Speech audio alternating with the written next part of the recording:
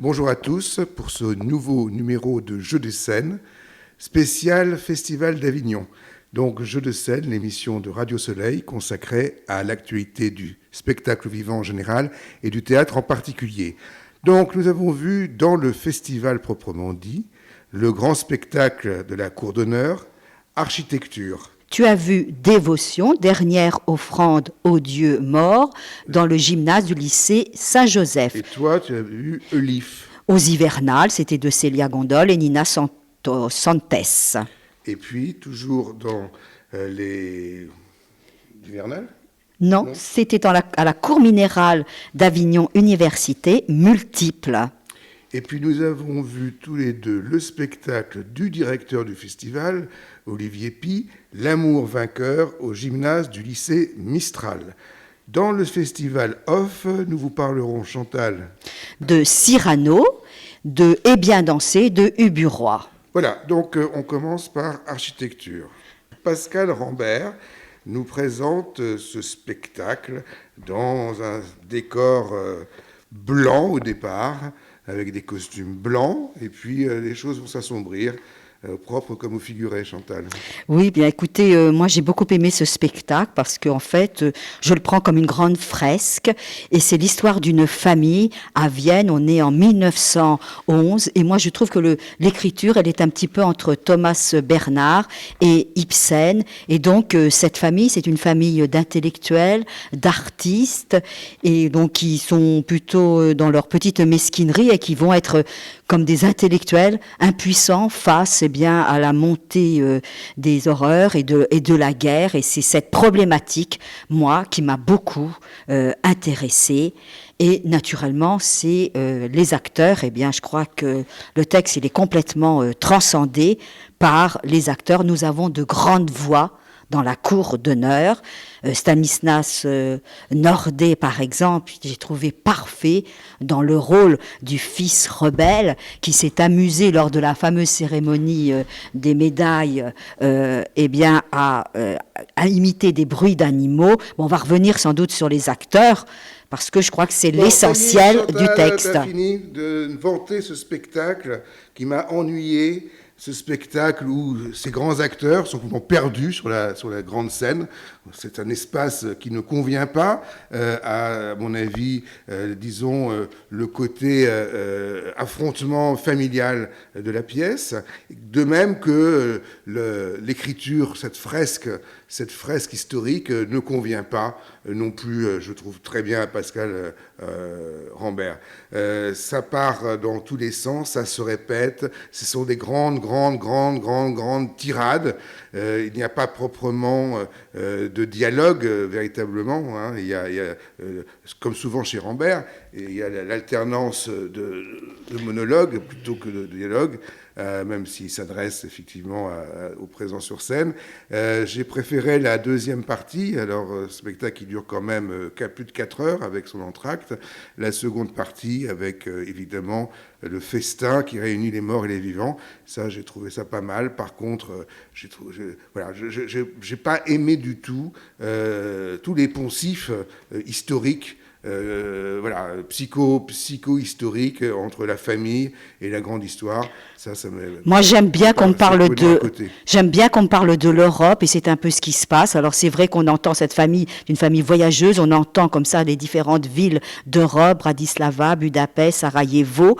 C'est vrai que c'est une succession de monologues, que c'est un texte difficile. Bon, moi, ma petite réserve, c'était au niveau de la danse, de la ronde, qui me paraissait un peu minimaliste, mais qui va prendre sens avec la dernière scène du banquet à laquelle tu as fait allusion, parce qu'on comprend pourquoi il y a cette stylisation. Je reviens sur ces acteurs. Il faut savoir quand même que c'est Jacques Weber qui joue le père, il est terriblement castrateur, et dans la première partie, eh bien, il règle ses comptes avec tous ses fils, et on pourrait citer Emmanuel Béard, Anne Brochet, ce sont vraiment...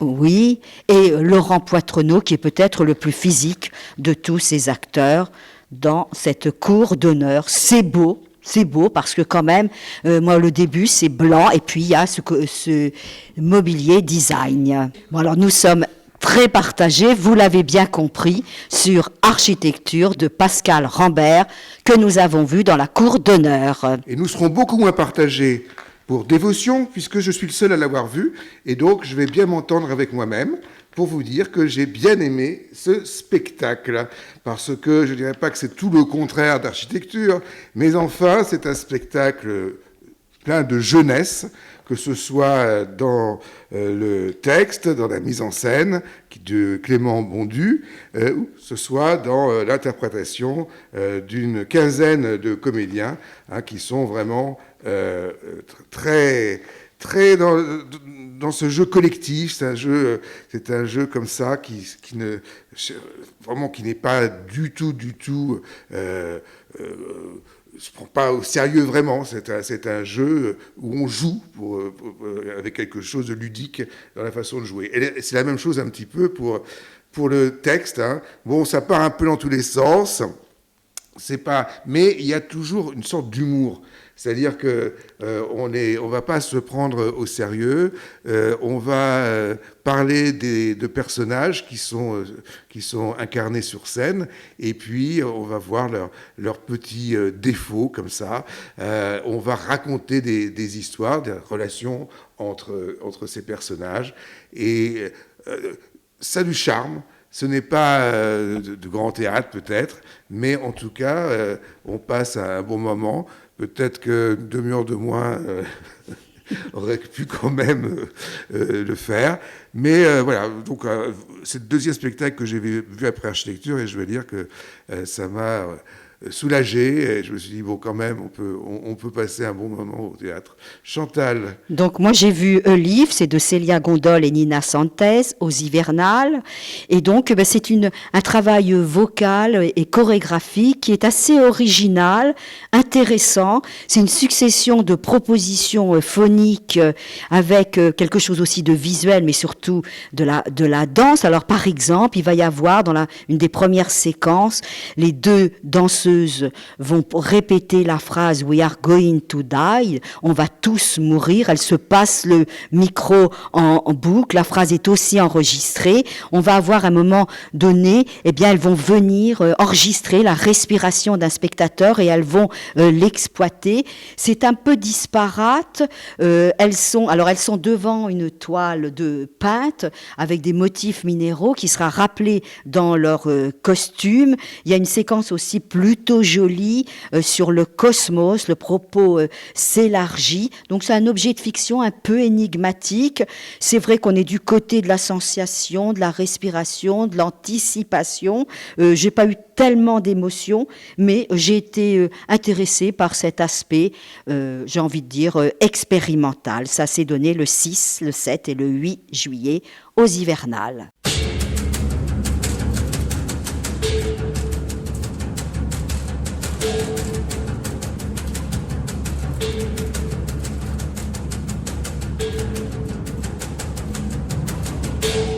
Chantal, tu nous parles de Multiples. Oui, de Salia Sanou. Alors, toujours dans le cadre du Festival d'Avignon, peut-être dans le cadre plus précisément dans le cadre du Festival d'Avignon que j'ai vu dans la cour minérale de Avignon Université. Salia Sanou a travaillé avec Mathilde Monnier. Alors ça, c'est un spectacle de danse que j'ai pas uniquement, que j'ai beaucoup aimé, qui est apaisant, apaisé, qui est réjouissant pour l'esprit et le cœur, dans une très belle démarche de partage. Alors ce sont 3 duos qui vont se succéder. Le premier dialogue, c'est avec Germaine Akoni, une pédagogue chorégraphe sénégalaise. Et là, Salia Sanou va partager sa connaissance, son savoir-faire, son amour de la danse, mais africaine et occidentale. Dans la deuxième partie, c'est l'écrivaine Nancy Huston. Donc là, on a la rencontre entre la littérature et le corps. Et troisième partie, la musique. Le musicien David Babin, dit Babsk, eh bien, va dialoguer là avec Sanou, et il utilise son piano, donc cela surprend parce qu'on attendait peut-être d'autres instruments. Donc une scénographie très simple, mais extrêmement réussi, parce que en plus le spectacle il répond à des questions sur l'identité. Il y a un plateau tournant comme le cycle de la vie. Donc moi j'ai aimé beaucoup cette fluidité et de ce spectacle avec un beau regroupement final à la fin. Donc je l'ai vu dans la cour minérale d'Avignon Université. L'amour vainqueur. Donc ça c'est la pièce du directeur du festival, d'Olivier Py, qu'il donne au gymnase du lycée Mistral. Alors, c'est une opérette, et c'est ça le côté plutôt plaisant de la chose. On a un conte, je crois un conte de Grimm à la base, avec une histoire, alors une histoire de gentils et de méchants, une histoire d'amour contrariée par la guerre. Et évidemment, ça peut se lire à différents niveaux, mais il ne faut pas forcément y chercher des choses très engagées, même s'il y a évidemment, la guerre, c'est quelque chose qui parle, mais il y a une sorte de jubilation, de plaisir, de spectacle, de plaisir de théâtre que nous donne Olivier Py, avec des interprètes remarquables qui jouent et qui chantent et qui jouent des instruments de musique admirablement, avec des costumes, des maquillages, des décors somptueux, et tout ça, ça nous transporte dans une sorte de féerie. On est vraiment charmé par ce travail d'Olivier Py. Ça dure qu'une heure, mais vraiment, c'est formidable. Chantal. Oui, c'est une forme légère, mais qui a une certaine profondeur, quand même, qui a la profondeur du conte. Et ce que j'ai bien aimé, c'est que les personnages ne sont pas stéréotypés. Par exemple, le prince, eh bien, il n'est pas machiste, il se sent, lui, coupable. Il y a la fille de vaisselle qui veut partir à la guerre, tandis que le jardinier a envie de rester. Moi, j'ai trouvé la naïveté du conte, mais tout de même avec ces questionnements modernes. Et puis il y a un hommage au théâtre, parce qu'il va y avoir un masque. Ils aiment le travestissement, le plaisir du jeu. C'est très beau à regarder, hein. On a des projections, par exemple, d'un jardin vert, et on va avoir des coups d'éclat rouges avec la lumière, mais pour nous parler de la guerre. Et là, on a de la chance, parce qu'on a des comédiens qui sont aussi instrumentistes, qui peuvent passer d'un instrument à l'autre ou se le passer. Ils savent chanter, c'est véritablement... moi, ils me rappellent un peu le savoir-faire russe qu'on a pu voir dans les spectacles lorsqu'on est allé à Saint-Pétersbourg. Donc, c'est vraiment un vrai bonheur. Ça va partir, bien sûr, ça ira en tournée, et cela sera entre le 3 et le 8 mars au 104 à Paris. C'est en co-réalisation avec le Théâtre de la Ville.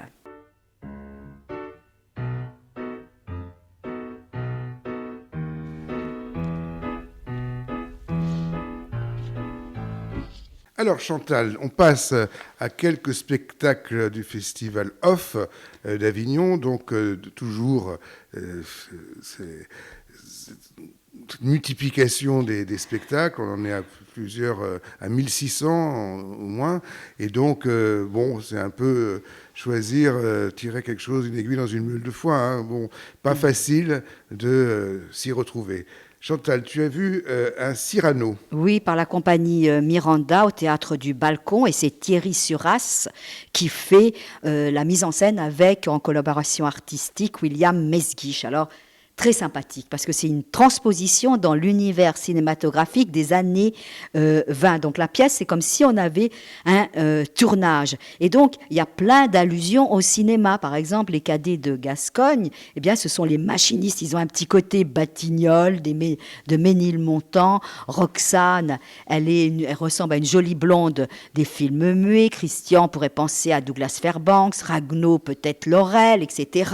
Donc, c'est vraiment très bien fait. nez, et la séquence des tirades sur le nez, elle est parfaitement réussie parce qu'on nous projette des images de films muets, mais qui correspondent très très bien aux différents registres évoqués. Combien de temps dure le spectacle? Oh, il n'est pas très long, à 1h20. Non, vous dire quand même qu'il y a eu certaines coupes qui ont été faites Bien sûr, dans bien sûr. le texte de Cyrano. Mais on juge le spectacle. À quelle heure et où as-tu vu cela? Alors, je l'ai vu au théâtre du Balcon. Et au théâtre du Balcon, c'était vers 14h, si je ne me trompe pas. Alors, à 22h30, c'est au théâtre du Train Bleu. Il y a deux salles, c'est une des deux salles, ça s'appelle Danser maintenant. C'est un seul en scène. C'est Alexandra Sismondi qui se joue elle-même, et c'est à la fois peut-être le plus et le moins de ce spectacle, dans le sens où elle essaye alors, je ne sais pas dans quelle mesure c'est autobiographique ou pas, mais enfin, c'est un personnage voisin du sien, c'est une famille, et donc elle essaye, elle interprète plusieurs rôles, son rôle, le rôle de sa mère, le rôle de sa grand-mère, son rôle à elle, et ce qui fait l'originalité de ce spectacle, c'est évidemment qu'il va mêler la danse, puisque c'est une danseuse, au théâtre. Alors, au fur et à mesure qu'elle devient elle-même, c'est-à-dire qu'au fur et à mesure que les générations passent et qu'elle apprend auprès des siens, qu'elle grandit, on va la voir commencer à danser. Et moi, si j'étais un peu peut-être sur ma réserve en ce qui concerne l'écriture, et peut-être que...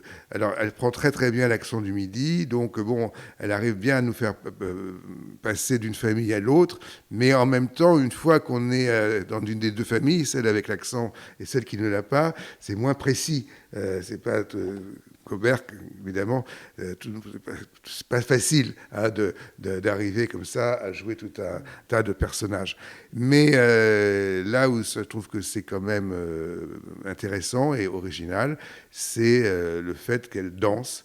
Comme c'est une excellente danseuse, je trouvais qu'il y avait dans ce jeu de dramatisation de la danse comme un élément d'un spectacle, non pas de danse mais de théâtre. Ça, j'ai trouvé ça intéressant. Donc, c'est au théâtre du Train Bleu à 22h30, et c'est Alexandra Sismondi.